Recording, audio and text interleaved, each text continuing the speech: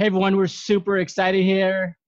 We have a gentleman that is studying, and he's going to be done in a few weeks. He is a master hypnosis, and with me is my co-host Mike. Hey, Hi, what's up, guys? everybody. Yeah, our guest. I'm Mong Dao, so I'm gonna say yeah, but he's Mong Lang, and it's Do we have to start that whole like Moonling versus Moondog conversation no, today? no. Yeah, so my Hmong name is Ya Guese Mota. My American name is officially Aya Tao, spelled in Hmong, but as I was saying before, some may know me by a different name, and if you do, don't bring it up. So your name is, you have to kind of say it in Jordan, right? Like, Aya. It's Yeah, not well, like the thing is that- Aya, it's Aya. Yeah, it's Aya. And it looks weird. So it's like A-YIA, but if you kind of get away from the dash, then it makes sense, like Aya. But it's a combination of like the English transliteration of the Hmong name, but then with some other weird elements. Because like if you think about it, like typical Hmong name, Maya Yiana or Yia Tao, but there's a whole story about it that I probably don't want to get into. So. To me, it's Maybe like, we'll have kind of to get that the next episode. that sounds to me like some hip hop name was given by Little John. Yeah. Yeah, right? It was really Outcast, you know what I'm saying? It's hey, yeah. He stole my name for a song and didn't even give me the credit for it. I'm sad. Well, it's yeah for the swag then. We'll just Yes, put it yeah. that way. It's yeah I'll with take the the swag. swag. I'll take the swag. Yes. You've been studying off and on for 20 years. Am I correct? Yeah, I was always fascinated with it. It always seemed like something that I wanted to do. I don't know if it's just law of attraction working or whatever, but when I was actually 11th or 12th grade in high school, I was going post-secondary enrollment at the University of Minnesota, and so I'd sneak into their medical school library and just do like informal research on hypnosis. I would check out books because I had the U of M ID and they would allow me to. So I just started reading about it. I didn't really know a whole lot about how to use your tonality because that sometimes can be very important. But I was just reading it, and then I just tried using it on some people, and having some very early results. My mind was just like, you know. But being Hmong and having expectations and, you know, all that kind of stuff, I decided that it may not be a viable career at the current time. So I kind of put it on the wayside and pretended to be a pre-med student for a few years. You know, because there's not a lot of Hmong people that are like that, but, you know. But the Not passion a lot of people will actually think about hypnosis ever. Well, no, I was talking about how, like, you know, they talk about how many Asian students go into college as pre-med and how many actually finish as pre-med. And I'm part of that statistic of the people that went in wanting to be pre-med and then ended up not finishing in pre-med. That's what you're saying, part of the statistics. Yeah. Gotcha. I don't have the exact statistic, but it's a really high number. Not a double major, obviously. You just said you dropped out. I almost did. I wanted to get into med school to more for the research aspect and not so much the practice. But I worked as a neuroscience research lab assistant for 3 years, and I just realized that, you know, I didn't. That's not the life I wanted to live, because at that point, a lot of the researchers were telling me that all the experiments that were done within like a 8-hour time frame had already been maxed out. So if you wanted to establish yourself or to really make any groundbreaking discoveries, you'd have to do 2-day or 1-week experiments where you're basically away from your family for a whole week. And I was like, well, I want to be a family man. I love it, but not that much, you know? And so then I decided to do the most amazing thing in my life and decided to study acting instead, which, you know, we'll leave it at that. And we'll save that for another day, right? That's Another another rainy day. day. That's a whole nother conversation. We gotta stay focused today. So yeah, so hypnosis is, I think, especially for big Asian community, right? We don't hear of it often at all, especially being practiced. Um, when you think hypnosis, I don't know about you guys, but Guna, the word hypnosis, to me, the first thing that comes to my mind is that clock, right? The big clock going back and forth in front of your eyes. I don't And know then you get hypnotized. You're getting And then TV. and then you wake up either barking like a dog or purring like a cat or jumping around like a kid naked, right? Now, is that really what hypnosis do? Well, that's one thing that one reason why I wanted to be on the show is because I wanted to talk to dispel some of the myths. One side of the spectrum is people, their experience with hypnosis is they go to a stage show and they see people quacking like ducks and clucking like chickens and doing things that they wouldn't normally do, and then they come back, they're like, wow, that was weird, and then people watching are like, that was hilarious, but I would never I'm not going to make a fool of myself like that, And then the other end of the spectrum is what we see in the movies and what people believe is hypnosis, which is completely, there's some element of truth in it, but it's more like 99% dramatization to make the movie more interesting. And it, like the movie Get Out, really did not help the hypnosis community because we can't make you do anything you don't want to do. Otherwise, I would be a lot richer right now, So, that whole idea of you losing control while under hypnosis is really super far from the truth. If anything, it's the opposite, and that is that we help you gain more control over your mind, and not just your conscious mind, but your full mind, so that instead of using only 10% of your mind, you're using 100% of your mind to achieve your goals or to help you let go of unresolved issues in the past. So when a person is under hypnosis, are they aware of what they're saying? Are they aware of who they're talking to? Are they aware of the environment that they're in? If they're not, then they're sleeping. So, but it's like my very first opportunity. My very first experience with it. I felt like how many are you guys? Do you guys drink a little bit every once in a while? Like, oh yes, I'm a wine lady. Point fingers and name names, or place any value around it. But like it felt to me like it was like a buzz, where you let go of some of your limitations and you say, you know what, this feels good. I don't care if people judge me if I do that. And that experience was from me being in a stage show. But the stage shows are designed and crafted in a very specific way. They use very specific people through a filtration process to be entertaining. And in a clinical standpoint, or in a session where you're trying to help somebody let go of the past, it's completely different. And so you are completely aware. And if you're not aware, then it usually means you're sleeping. And if you're sleeping, then it doesn't help. And the thing that people don't realize is that we go through hypnosis every day. Like, have you ever driven home from work one day and being in that mindset where you get home, you're like, oh wow, I don't know how I got home, but I'm home, or if you watch a movie and by the end of the movie you're bawling your eyes out, or your mom, so we could say Korean dramas, like you watch the Korean drama and at the end you're just like, oh my god, that was so sad. That's all examples of hypnosis, and we all go into hypnosis right before we fall asleep every night. So it's something that we all experienced before. We just didn't know that it was hypnosis.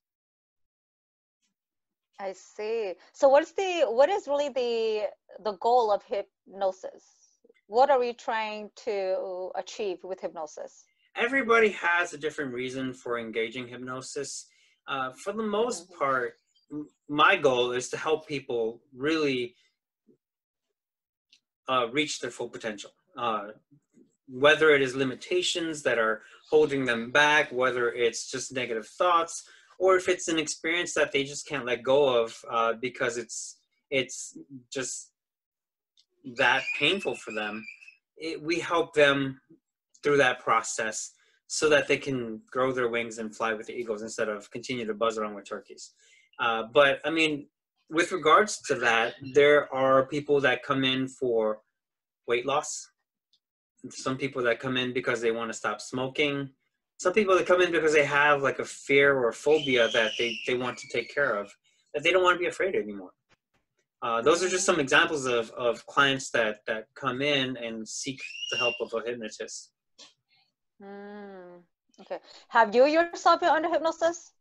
Oh, all the time. Our school is really big on, it's a very intensive program. It's a 1-year program, but they're very big on making sure that we experience hypnosis and we use it for our own benefit so that when we're working with clients, we know how to respond to them. So, you know, I've never cried in class, but I mean, I've made a few students cry, you know, so, and it definitely is something that as the more you do it, the easier it is for you. It's like a door. The more you open it, the easier it is to open. But if you leave that door closed for a very long time, eventually the hinges are going to rust, so it'll be harder to open.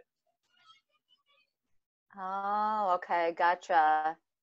Wow, it's just so, every time I think about hypnosis, it's just so, I don't even know what the word is. It's like, it just reminds you of how complex our mind really is. You know, I think a lot of times, like we will see things or hear things, automatically we get triggered, right? Mm-hmm. You know, and sometimes a lot of times we don't know why. Yeah. And go ahead. I'm sorry. Oh, no, you go ahead. I think you're going to have a response to that. Yes, and there's a lot of reasons. Some of it could be a psychological reason, and some of it sometimes is a physiological reason. And what we learn in our school is that when we have low blood sugar or we have a lot of caffeine, it can cause phobias to manifest themselves in a person. So if you're, say for example, if you don't eat all day long and then you start shaking because you're like, oh my God, I need to get some food. Well, your brain is going to this fight or flight mode and is saying, oh my God, I need to do something to not die. Because if I don't eat, I might die. And then through the law of association, you might experience something. And because you're experiencing that event while your body's saying, I need to get food and I'm shaking, you automatically associate what it is that you're experiencing with a fear of dying. So some people, they may have a fear of driving because maybe one day they were feeling very hungry, they had to drive home, they didn't want to stop for food. They're like, I'm almost home, I just want to make it home, I can eat. And then because of that, the mind automatically associates the fear of dying with driving. And so then they what we call that a phobia, because it's not based in a true experience. It's something that you're afraid of but has no basis. And so then we go in and we help this person deal with this phobia and to let it go so that they can continue to go back and be a healthy driver and not have to worry about whether or not they're going to die when they drive. Okay. So being in your studies, how popular is really hypnosis in the United States or the world? How much do people really use it? It's I think for a long time been like a subculture. I think right now there's been a lot more awareness and a lot more promotion of it, and people are starting to see that it's not that Hollywood hypnosis where, you know, I might wake up in the middle of the night and not know what I'm doing and then go kill somebody, but really that, oh wow, I can use it for this or I can use it for that, and then it's, for some people it's so powerful because they automatically engage not only their conscious mind but their subconscious mind right away, that they're like, wow, this just, you know, I'm sold, I'm going to tell everybody about it. And through word of mouth, it's becoming much more prevalent. And also we also see that the collective conscious has been a lot more, I think people are a lot more, you find more and more people in a state of waking hypnosis, or we call it unintentional trances, where, especially right now in these COVID times, if you're sitting there watching the news all day long, oh, this many thousands of deaths, this many people have been infected, you have to do this is blah, blah, blah, blah, blah, blah, blah. And every day we have a set number of message units. Message units can be just information we take in. whether we take it in from the environment, whether we take it in from our body, whether we take it in from our just our thoughts. Eventually, when we get too many, we go belly up and we get into a state of trance. And so with all of the things that are happening with COVID and the racism and the riots and stuff like that, some people are walking around and they're in a trance and they need to be able to be awakened out of that state so that they can function with their full mind. Interesting. So it sounds to me almost like I don't want to say a spiritual practice, but like meditation. Do you guys focus on like the spiritual being at all? We have an aspect of that in our school. It's not necessary. Okay. It's because the truth is, with spirituality, everybody has their own beliefs. So there isn't the whole, okay, well, you have to believe spiritually this way, because it feels like we're imposing on people. And it's not so much, because the hypnosis and meditation are very similar. They're kind of like brother and sister. The difference is that with meditation, it's a clearing of your mind. Whereas with hypnosis, it's like, we're going to put thoughts in there that's going to really help move your life in the direction that you want it to go. I see. You do get to a state of relaxation similar to meditation, but the goal and the underlying vehicle that you jump into is really different from meditation. Oh, okay. Okay. So it's just a different filter process. Well, as I was saying, meditation is really more about just clearing your mind. Like trying to get your thoughts to a place where you can feel at peace, feel tranquil, and feel at one with the universe, right? Mm-hmm. Whereas with hypnosis, we're saying, okay, now that we've relaxed, how do we change our thought patterns? How do we change the way that our brain processes information so that we can continue to push forward or push faster towards this goal that we have? If it's stopping smoking, how do we make it so that automatically we don't say, or like, for example, some people who are replacement smokers, they are the type of people that when they get anxious or they get stressed out, they're like, oh God, I gotta go outside, get a smoke. Because when I get that smoke, it helps me feel relaxed. And then I don't have to deal with the stress that I'm facing inside the office or whatever environment they're in. And so with hypnosis, then we say, okay, well, then we're going to replace that. Instead of wanting to go outside to smoke, we're going to help you feel relaxed without having to smoke. And if we can help you relax without having to feel like you need to smoke, does that stop your smoking? And with replacement smokers, a lot of times it does. And I've seen that happen in my own experience because we are required to work with real clients through our educations. So when we go into internship, we have to work with real clients. And I've worked with some, and in one session, I was able to help somebody stop smoking for a week. Wow, amazing. Yeah, and so then it was just a matter of reinforcing that and making sure that whatever worked in their session is stronger and stronger and stronger. And they have this thing called mental plasticity, where if you continue to practice something, those connections in your brain continue to get stronger and stronger to the point where it becomes automatic. And then you don't have to think about, oh, I gotta use my trigger to stop smoking. It just becomes automatic. Wow. Maybe I have to try that. Maybe I can stop drinking wine after doing hypnosis. No, never the wine. No. I don't know. I like wine too much. Are you drinking it for the taste or because it's a replacement feeling? Oh, I mean, it's definitely a taste now. It's definitely a taste now. So. Yeah, I mean, I don't see you being a person that needs to worry about weight loss, but for some people, wine is a lot of calories. And so yes. If wine is preventing you from meeting your weight loss goals, I mean, definitely. Or, I mean, we don't have to restrict it. I mean, if you wanted to, I'm more than happy to offer you a free session or a few free sessions to kind of just to get a feel of what that's like.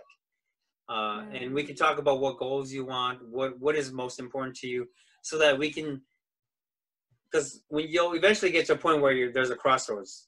the thing that you don't want and the thing that you do want. What we want to do is to train you to automatically go this way without even having to think, do I really want to pour that wine glass, you know, or do I want to say, I'm going to go to the gym. I'm going to work off the calories I've been drinking the last few months. So, I mean, definitely that, I'll open that up to you, you know, and it's up to you if you want to take advantage of it, but definitely the opportunity to say. Yes, most definitely. That's, I'm definitely going to consider that, think about that and get to you on that. Yeah.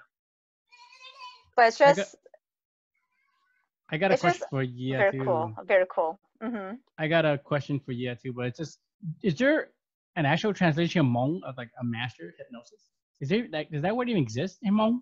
The term, right? Because I can't think of one. Many of them. But there's no translation. It's like, you know, it's Mo Da or something like that. You know, it's like, what's the actual? What? I know because like it's not even hypnosis though. You know what I mean? So, yeah, I wouldn't even know what. Yeah, como pe lo mono ko inch pata mo sili kana yeah like to what you came ya because she just lose na ke ku to Tony Ban ku ke sana. Yeah. Yeah. But I mean, is that an official term? Not really yet. You know, it's you're kind of just describing. You know, it's not really a translation. It's more describing of what you are. But that's like 90% of Hmong words that don't have an actual. It's like yeah, like so. I mean, if you're trying to create a new word, a lot of times they'll just say, "What is it exactly?" and then use that as the name. You know, so. Right, or we'd be like, what kind of doctor, right? You to thamo no you thamo lunch na, you know, thamo cook mo lo, cooking your sha lo. We'd be like, no, you to go mun ju tang e ba ko chua te no chakal okay. Well, see, the thing is, ito thamo cooking your sha lo ke mo sha na. That's a psychologist, and we're not psychologists, you know. But no, that's our work is similar but different. And on that note, we do want to say that hypnosis is not a cure or a replacement for therapy for psychological disorders. So if you have a diagnosed psychological disorder or you think you might have one, definitely see a professional psychologist or psychiatrist before you seek out hypnosis, because with hypnosis, some psychological disorders can be contraindicated, which means that they actually will make it worse if you have a diagnosed psychological disorder. Also, it's not a replacement or cure for medical issues that have medical etiology. So if you have pain or if you have an illness that should be treated by a doctor, definitely consult them first. And if they can't help you, then we are more than happy to help you out and see what we can do from a hypnosis standpoint. But we don't want to say, well, we're going to do this for you and it's going to solve all your problems, because there have been cases in the past, historically, where somebody came in for headaches, and because they never got the medical doctor on the team, the person ended up dying because it was actually something that wasn't hypnosis related. It was a medical issue that they ignored. And that's, I think we have the same problem with, you know, como sansu onena. Sometimes do tamo shiktan haka tamo shay yuna tashi mole ma especially jalona ponin chai mo shay tamo da ka pun chai chai bla mo you pai mo you ko ka po you like whatever, you know, whatever thoughts that they have about seeing a doctor. So put mo shay di bota ya ko mo no ti mo tai tu zine one cool sina. And we've seen, you know, like the spirit catches you when you fall down, and in other stories where there is medical etiology behind it and it needed to be treated by a doctor, but because it wasn't, it caused a bigger issue, because all they did was they say, well, go see a shaman.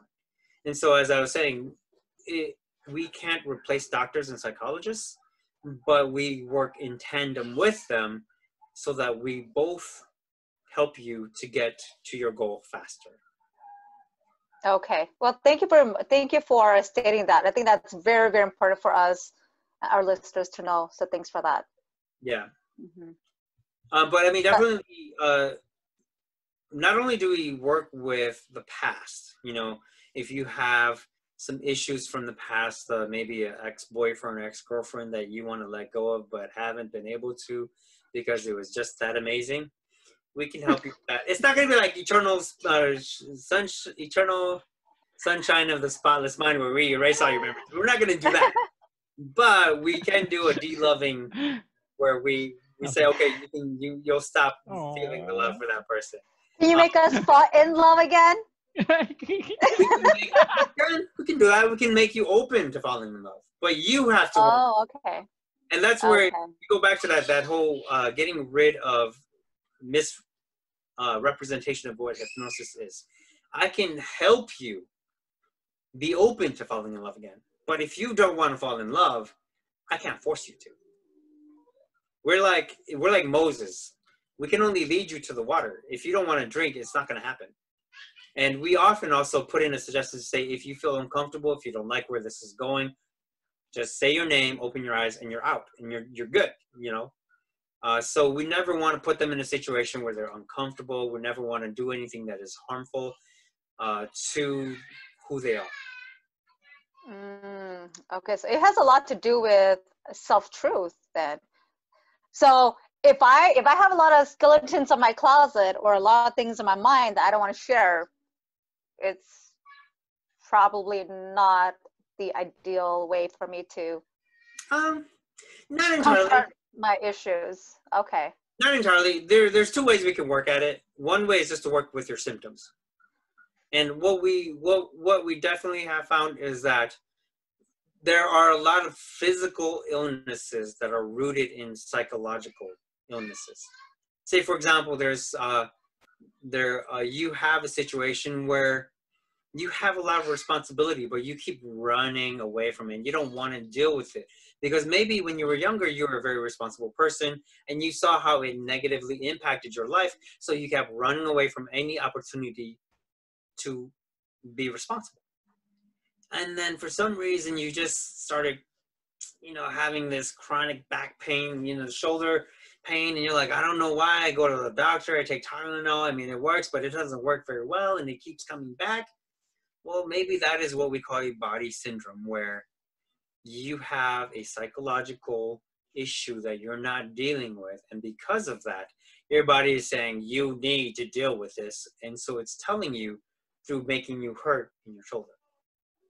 And so in that situation, hypnosis definitely, we could go back and talk about, okay, so let's talk about all these things that hurt you. We don't have to, though, because what we can do is say, well, you know what, let's deal first with all of the symptoms. What are the things that are happening that are your pain? Okay, let's get you to get rid of this pain first. Because once we get rid of that pain, and when you feel comfortable, or not with me, but with yourself dealing with this experience that you had that was painful psychologically, when you're ready for that, then we can go and say, okay, well then let's let that go. Let's find a way to let that go safely and positively so that you can feel at peace with this. And when you're at peace with this, it will no longer come back and cause pain in your body. I see. All right. We're almost up with time in this recording here too. That's why, the Zoom is almost done. But we'll record another probably 10 minutes, so it makes it about almost 45 minutes. But I'm gonna send another link back on. So I'm gonna stop this recording and send another one. So I got a question. What do you like best about hypnosis? I've always been a fan of understanding the mind and being able to meet our full potential using our mind. When I was younger, I always thought about how would we achieve mind over matter? And I still want to at some point use hypnosis to push the limits of the human mind and the limits of the human existence. But with hypnosis, there's so many modalities that you can apply that will help you be the best version of yourself and to let go of all the limiting beliefs that hold you back. And I'm not going to mention names or point at people, but there are maybe some of us in the Hmong community who grow up and because we are raised in a what we would consider a shame-based culture, we are taught to be modest. We are taught to not stand out. We're taught not to do a lot of things that we should do that would help us be more successful in our life. And in growing up in that culture, we then start creating beliefs, whether they're handed to us or they're created on our own, that prevent us from doing the things that we want. For example, I know people who want to move out of Minnesota, who want to live their dreams, but they don't because of the mental prisons that they have created for themselves. And they say, well, I can't do that because if I move away from my family, X, Y, and Z. I can't do that because if I'm not Hmong, X, Y, and Z. And so then they live, or maybe they don't even live, they exist just to run through that routine over and over and over and over and not truly really live. And when you can let go of those limitations and find peace with that, and to really, really live the life of your dreams, what does that mean?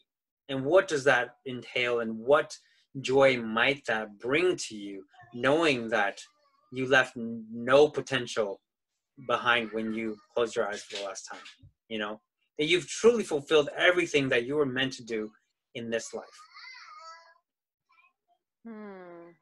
I love that. I think, and you really hit the nail on that one with about every single person walking around right now. Everyone's walking in an empty vessel. Some are. I mean, there's a lot, but I mean, there's a lot. Yeah. And part of it is not even about just being Hmong. It's about society and right. the guidelines that society has placed on us and forced us to be afraid to break. And when we break them, then we're given, you know, consequences. And then it's like touching that hot pan. And eventually you're like, oh, well, I don't want to touch that hot pan. But if you don't touch the hot pan, you might not get the egg inside there and eat so that you can be fulfilled, you know? So you're going to starve staring at that hot pan saying, I'm hungry, but there's a hot egg in there. I don't want to get burned again. And so, but the people, truly the people that have learned to break those chains are the ones that are the most successful. Not the ones that were the valedictorians, but the ones that said, you know, this is the box. I'm going to walk outside and see what the view really looks like. And then once I see what the view really looks like, I'm going to pick what I want in that view in front of me. The mind is so powerful. Yeah, and Dr. Wayne Dyer... Sounds like a mindset. It sounds like a mindset. Yeah, well, Dr. Wayne Dyer talks about this a lot, about how, you know, if you think about most people right now, they live in one room in a 100-room mansion, and they don't even realize that they not only can they get out of that room that they've been living in, they can get out of that house. But they don't because, one, comfort, and two, mental prisons, their own limitations holding themselves back. Very true. Very, very true. Wow. Yeah. I think I will have to book up that session. Ready when you want. If you are interested, I do have a Facebook business page. It's gonna be I'll have you at the very end here to sure. Sounds good. Yep, all that too. The thing too is that not only do we look at the past and help people deal with their past, the thing I'm most interested in is using it for the future. Are you guys familiar with the idea of the law of attraction? Yes. The law of attraction, yes. Have you, and I know that there's been a few, whatever they are, that's trying to rebuttal it, saying it's not really a thing anymore. Yeah, okay. Yes. And you know, there's a lot of maybe scientific evidence and ways to explain it. Mm-hmm. But what we do is we can use hypnosis to help you attract the things that you want in your life. And so, as I was saying, you decide what is it that what kind of life is it you truly want, and then we use hypnosis to train your brain to be focused on it. And not only that, to be able to subconsciously recognize the opportunities that right now maybe you're either rejecting or missing because you're not focused on it. And when you do that, then it opens up doors that you didn't know were in front of you. You know, like, and I won't talk about other people or myself, but I, you know, might have known a guy. You can talk about yourself. Younger, you know, a friend of mine who oftentimes they would say was, he was, for the lack of a better term, self-cock blocking because he was oblivious You sure he to wasn't the oblivious to opportunities that were in front of him, you know? Right. All right. And if you were focused on that and your brain was trained to be to recognize those things, then it's like, you know what if there was all these opportunities that were in front of you, but you just didn't take advantage of them because your brain was focused on something completely different or something completely wrong. So now does hypnosis, when you use hypnosis, do you guys use medication at all, or is this just pure hypnosis with no medication at all? We don't use any medication. That's definitely something that is in the realm of medical and psychiatrists. So that's out of scope for us. What we do, really, we just use the power of your words and the power of your thoughts to change your life. And tying this in with what we were talking about before, there is a structure in your brain called the anterior cingulate cortex. And it has to do with the idea of, like, for example, if, what kind of car do you drive? Well, my car's dead, so I don't have a car right now. But we could use my daughter's car. That you've driven? Was that? What's the best car you've driven? Which one is that? The best car I have driven was my really old baby 2004 Honda Accord. Okay. Now, before you bought that Accord, did you notice how many people were driving Honda Accords? I knew, but did I notice? No. Mm-mm. But once you got into one, you're like, oh, there's an Accord there, there's an Accord there. That one's blue, just like mine, and there's this one there. No. Right? I know. And that's what the anterior cingulate cortex is. What it does is it automatically notices patterns and things that you don't always pay attention to. And so, as I was saying, if you can activate that to attune it to opportunities that are going to further the career and the life that you want, just how amazing would your life become when you start taking advantage of all the things that were available to you and that were in front of you that would make your life better. Yeah, that makes sense. I want that. I want that clarity. First, you have to know what you want first, and then we can work on the clarity. But all right, deal. People don't know what they want. They're just like, I just want to be happy. Okay, but what like? That is so true. Like, if you ask people, right, what they want, I want to be happy. What do you want for your kids? I want my kids to be happy. But if you really nail it down or have them to break it down, nobody really has an idea of what their happiness is. Well, and the thing is, happiness is a moving target too, because as soon as you get what you want, or not as soon, but like shortly after you get what you want, that no longer makes you happy. So then you have to find the new target. And if you don't find the new target, and then you become comfortable, you might not be unhappy, but you're not going to be truly happy either. And that's why you are a walking empty vessel.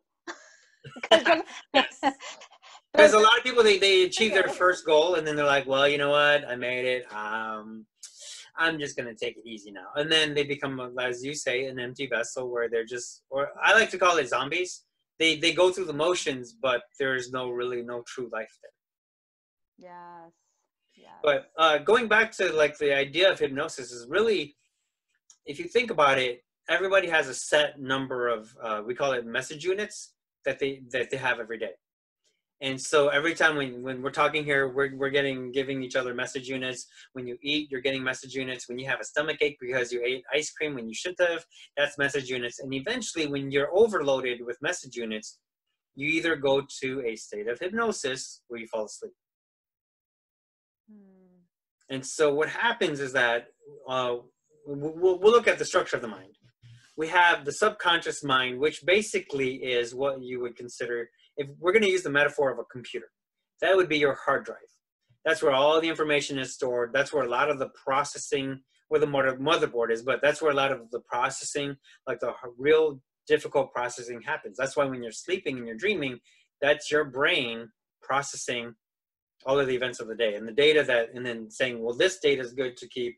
This one, we're going to throw that away because it was worthless, right? Then you have the critical mind. Oh, don't get me started on dreams, okay? Oh, we can talk. We have to do dream therapy too. You know, so we learn we have a whole module on dream interpretation. But so then you have your critical mind, and the critical mind is, it's like the filter that says, well, does this align with what we've already learned? Or is this completely new, and do we accept it if it's completely new? If it is already in alignment with what we already know and feel, come on in, open the door, let's go, we'll let you in. But if it's somebody new, you're like, well, we need to evaluate you first. And a lot of times, for example, if you're a smoker and you want to create something new, your critical mind will say, no, that doesn't align with all of the message units that we've already stored. That doesn't align with anything that we already know. No. We're not going to stop smoking. And when we feel the urge to, we're going to go back and think, okay, so how did we respond to this in the past? Well, we responded by pulling out a cigarette, lighting it up. So then they go back into smoking. On top of that is our conscious mind. That is the part, that's like the driver in the car. They see everything. They know, am I taking a left? Am I taking a right? They're constantly in control until you fall asleep. And what we do with hypnosis is that we bypass the conscious mind. We bypass the critical mind. We talk directly to the subconscious mind, the part that processes everything. And we say, you know, maybe in the past, smoking was the way that we dealt with stress, but we're going to change that. We're going to flip that and say, smoking is no longer the way we're going to deal with stress. Instead, then I'm going to ask you, how would you like to deal with your smoking instead? Well, I would like to, instead of smoke, I would like to go for a jog, or I would like to take a 5-minute meditation, just calm down, and then I don't have to feel like I'm smoking. Okay, well then, instead of smoking, subconscious mind, we're going to change that. We're going to say you're going to want to go for a 5-minute jog or a 10-minute meditation. You know, this is so insightful, for your time coming on and giving us this chat. It is so insightful. It really is about this. Again, it's a whole new topic I've never even heard of or thought about. I only see on movies and TVs about barking like dogs and chickens. It's usually super made up. Yeah, exactly. It's all played out, but to see it at this kind of level, it's like, wow, man, this guy's been studying for in and out for 20 years. These are the last 3 questions I'd like to ask you as a guest, and there's no wrong or right answer to this too. The first one is, what does it mean to be a Hmong man? Ah, dang it. I remember these from your other shows. Like, I need to think of something really good for that. And then I was like, I completely forgot. It has to be very insightful, okay? Very insightful. No, just playing. In alignment with everything else that's been going on today, right? I would say that being a Hmong man transcends language, transcends culture. It is a state and it's a being that and it's a knowing that you have. And there's a certain responsibility that comes along with it that some may carry on their shoulders and some just say, you know what, to hell with it. But definitely it is something that is very meaningful and very worthwhile if you can find the beautiful parts of it. And I think that I've met people who want to focus on the negativity of being a Hmong man and some of the negative things that Hmong men have done, but I would prefer to focus on all of the beauty of it, the responsibility, the culture, all the things that we do for each other and the things that we are to each other. Because when you see that aspect of it, that's the reason why a lot of non-Hmong people want to act like they're Hmong, because they see something that they don't have in their culture. Absolutely. Well said. Well said. Secondly, what advice would you give the 10 years younger like whether that's physically, mentally, emotionally, mentally? I would say that this is from the law of attraction module that we had. In life, you have two types of experiences. There's positive experiences that make you feel better about who you are. There's negative experiences that make you feel worse about who you are. You want to glorify your positive experiences while at the same time emotionally disconnecting from your negative experiences. Because the truth of the matter is that in this life, the only truth that truly exists is the one right here. And when you when this truth is stronger than the truth here, this truth eventually becomes this truth. And so what you do, what you want, and who you become is all who is here. If that is true, if you hold it in a place of respect and you are true to that. Lastly, we can't thank you enough. Please give us a quick elevator pitch where we can find you, how follow you, maybe get a session. Please give us all that.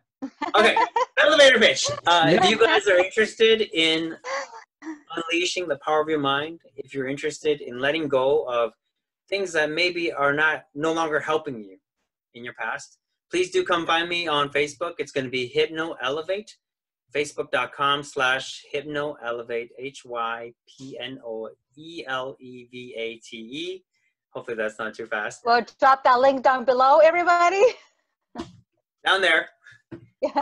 I do offer a free consultation for first-time clients, and then we just kind of take it from there. And if it's something that I can help you with, definitely am interested in helping everybody that I can. And if it's not, I'm not going to waste your time, because the truth is there are some things that hypnosis is not good for, and I'm not going to be like, well, come on in. Yeah, well, no, thanks for your transparency. Again. But yeah, do you know this is something that you probably don't know, but is this typically something that insurance covers? I'm just wondering. We do have insurance that we do have to buy. There's business insurance that we buy, because there is the possibility that somebody may be just disappointed or disgruntled. And it's always, when you're running a business, you want to make sure that you are covered for any sort of what's the word errors and omissions insurance that we have. So we are very, very thankful for your time. Thank you for giving me the opportunity. Yeah, thank you so much for coming on. And in hip hop term, yeah. Thank you so much, man. Okay. It's awesome. Okay. Well, until then. Yes, thank you. Yeah. Bye. All right, guys. It's been a pleasure. Thank you so much.